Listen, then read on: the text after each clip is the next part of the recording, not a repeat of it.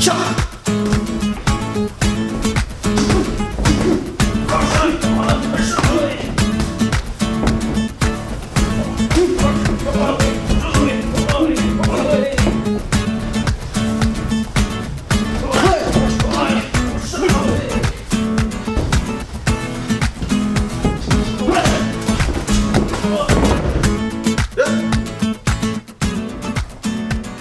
how they fight. Go. Go. Fight!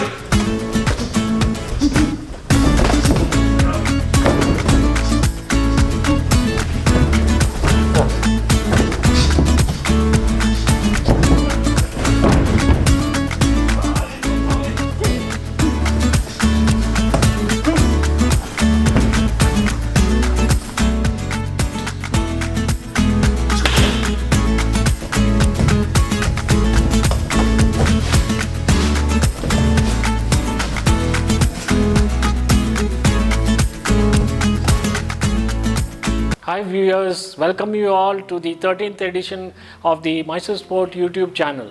I am having an episode on martial arts with a lot of youngsters taking up to martial arts nowadays, and it's becoming more popular and popular.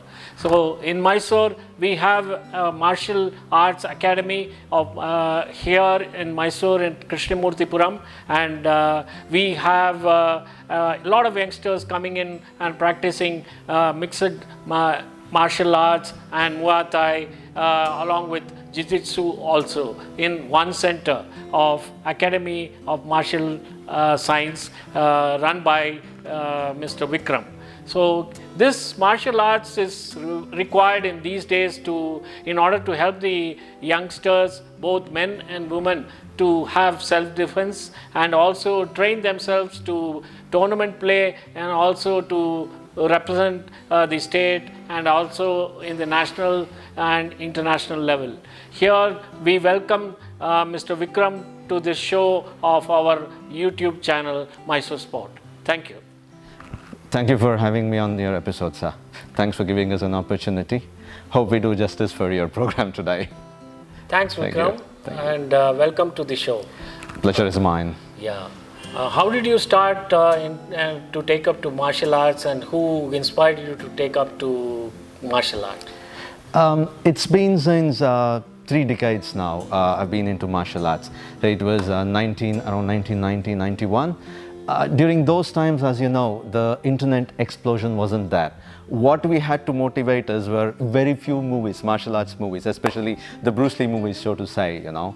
When I saw the movie Enter the Dragon for the first time, that was the ticking point, you know, that was the ticking point. And I said, hey, I want to do something like that, you know. But I didn't know where to go, how to do it, and, you know, who to approach, because the options were very few. They were very limited at that point in time. It was around 91. Then I found a karate class nearby and got myself enrolled to the karate class. You know, my first teacher is Sensei NG Shivdas. I started training with him in the 90s. So that's how I got into the martial art field.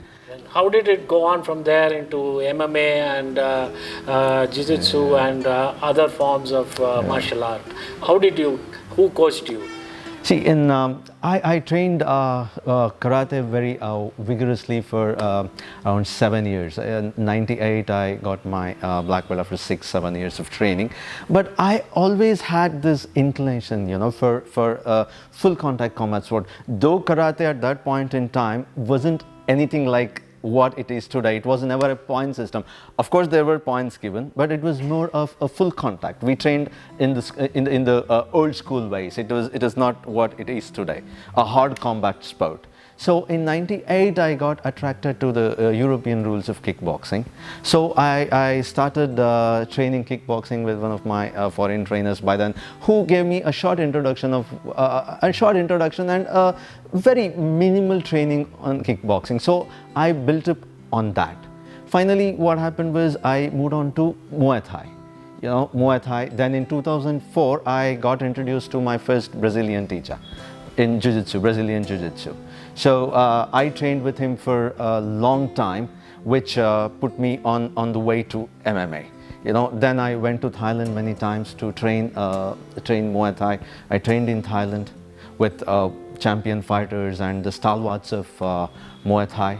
Finally, the point where I could integrate these two came into existence, because MMA is always about, one striking art mixed with other grappling art. It is more like, a hybrid martial art. Tell us about your performance and your pursuits in the international level, and how did it happen from that stage? Basically, I started fighting since 1992, just a year after I started training. And I won my nationals in 95, 91 in 95, 96 and 98.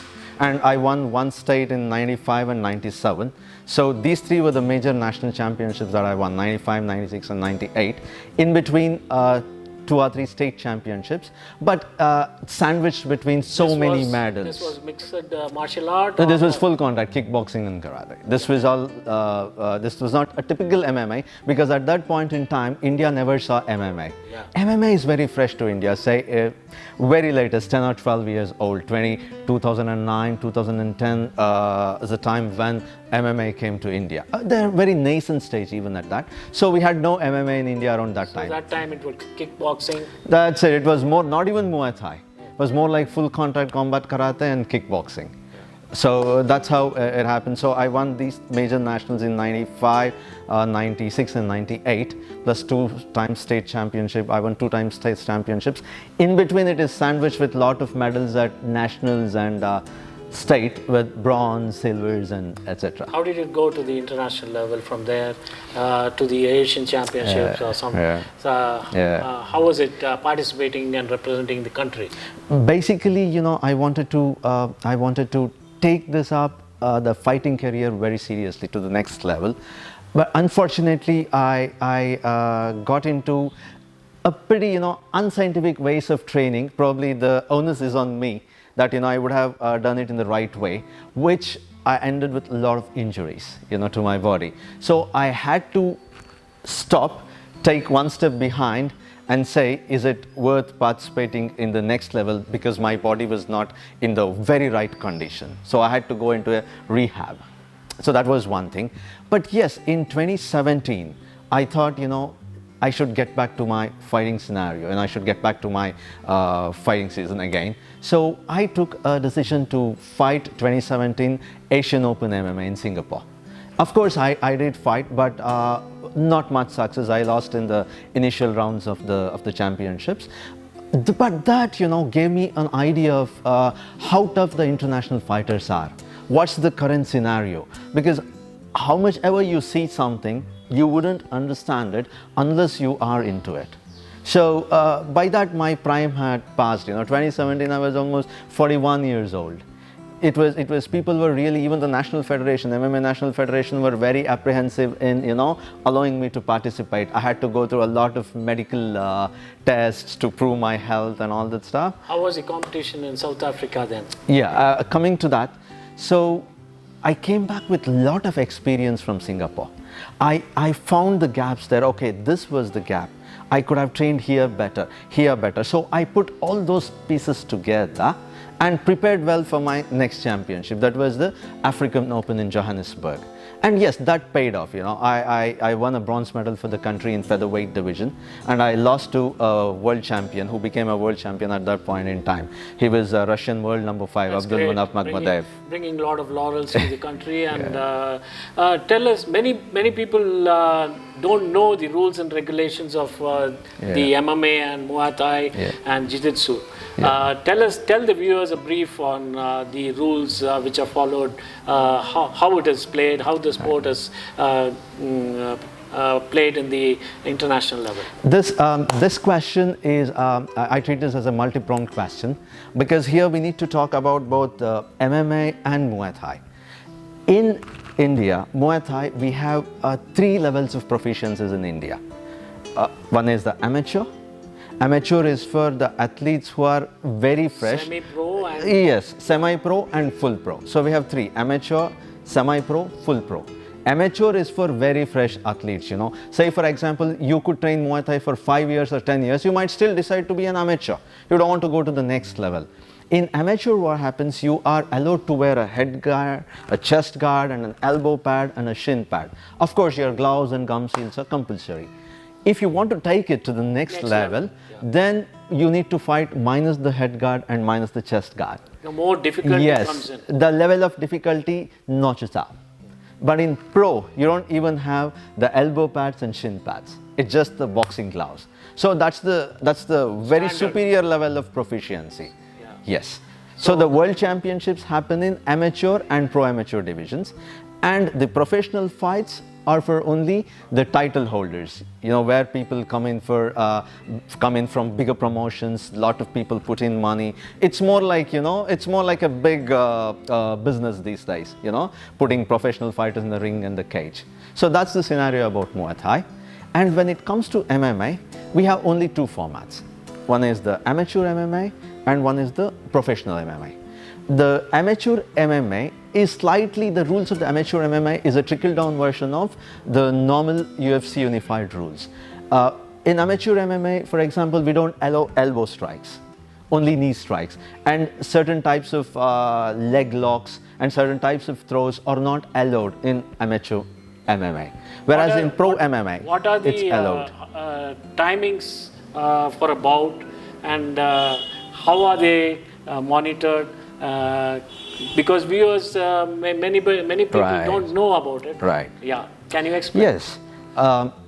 Basically, in Muay Thai, any amateur competitions is for 3 minutes long, 3 minutes round, and 1 minute rest in between. So we call it 3 into 3.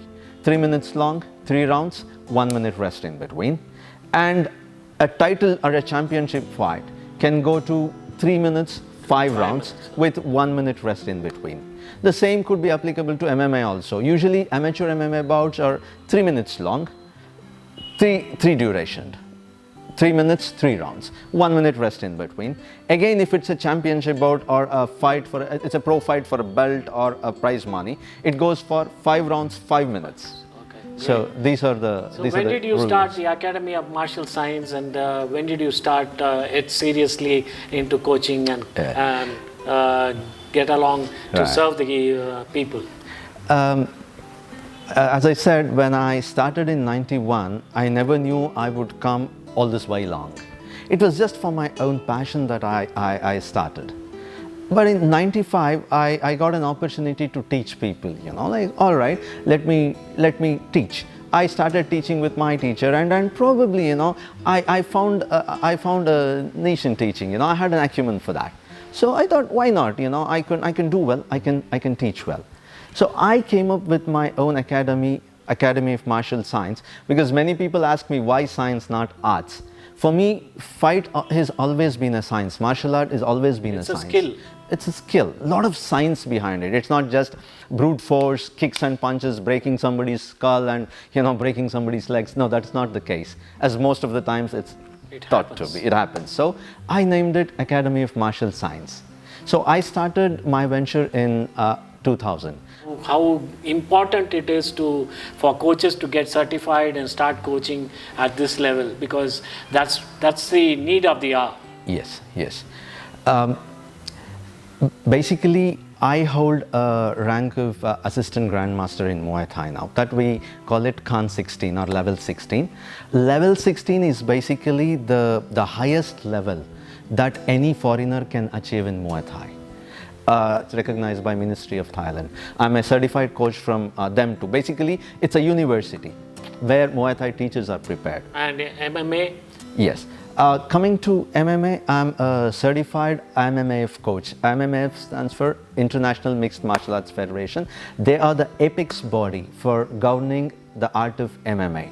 Safe forward to do more such things with you in future too. Thank you, sir. Hi viewers, thank you all for watching this 13th episode of the YouTube channel Mysore Sport.